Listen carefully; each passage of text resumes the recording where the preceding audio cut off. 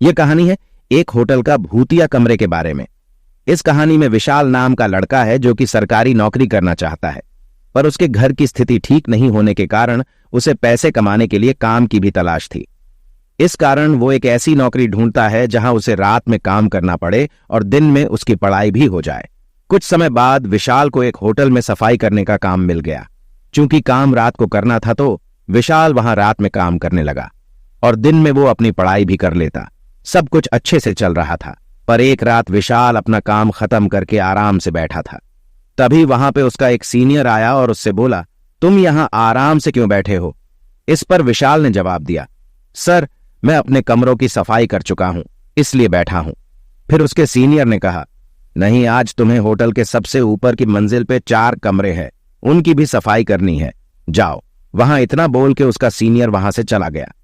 फिर विशाल ने होटल के सबसे ऊपर की मंजिल के 3 कमरों की सफाई कर दी और अंत में जो 4 नंबर का कमरा था वहां गया।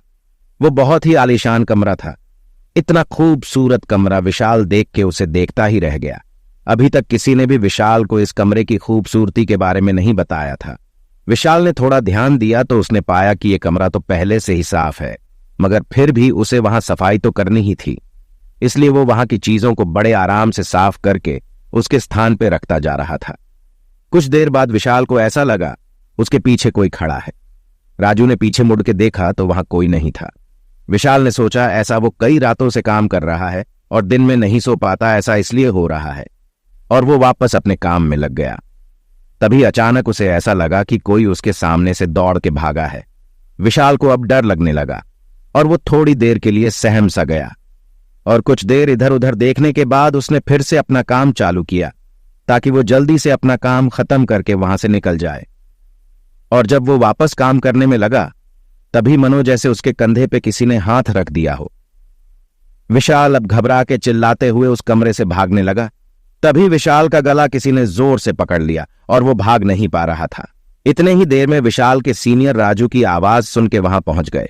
उन्होंने से विशाल से पूछा, क्यों चिल्ला रहे थे? विशाल की गले में दबाव होने के कारण कुछ बोल नहीं पा रहा था। उसके सीनियर उसे कमरे से बाहर ले गए और उसे पानी पीने को दिया।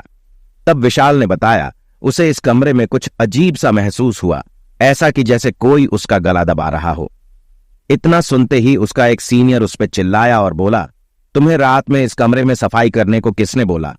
इस कमरे में कोई भी अकेले सफाई नहीं करता और इस कमरे की सफाई भी दिन के समय की जाती है।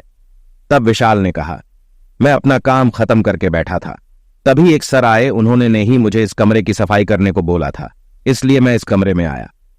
इतना सुनते ही जितने भी लोग उस होटल में काम करते थे सभी को विशाल के सामने लाया गया ताकि विशाल उसे पहचान सके कि किसने उसे ऊपर वाले कमरे में काम करने भेजा। फिर वहां जितने भी लोग थे विशाल ने सबको देखा, पर उनमें से कोई नहीं था। तब उन लोगों ने वहां जितने स्टाफ काम करते थे उन सारे स्टाफ की इमेज विशाल को दिखाई। तब विशाल ने उनमें से एक को देख के बोला कि इन्होंने ही मुझे वहां सफाई करने भेजा था। इतना सुनते ही सारे लोग डर गए, क्योंकि विशाल ने जिसकी इमेज दिखाई उस स्टाफ की मौत 1 महीने पहले ही उसकी कमरे में सफाई से दौरान हुई थी। फिर विशाल के सीनियर ने उस कमरे के बारे में विशाल को बताया कि वह कमरा इस होटल का भूतिया कमरा है। करीब 1 साल पहले वहां पे पति पत्नी रुके थे और रात में पति ने ही अपनी पत्नी की हत्या कर दी। उसके बाद से ही उस कमरे में जो भी काम करने जाता है उसे कुछ अजीब सा डरवाना महसूस होता है। ऐसे कई बार होने के बाद उस कमरे में रात के समय कोई नहीं जाता। और पिछले महीने जिस स्टाफ की मृत्यु उस होटल का भूतिया कमरे में हुई वो भी वहां रात के समय पता नहीं क्यों बिना किसी को बताए अकेले ही काम करने चला गया था। ये सब सुन के विशाल फिर दोबारा कभी भी उस कमरे में अकेले काम करने नहीं गया।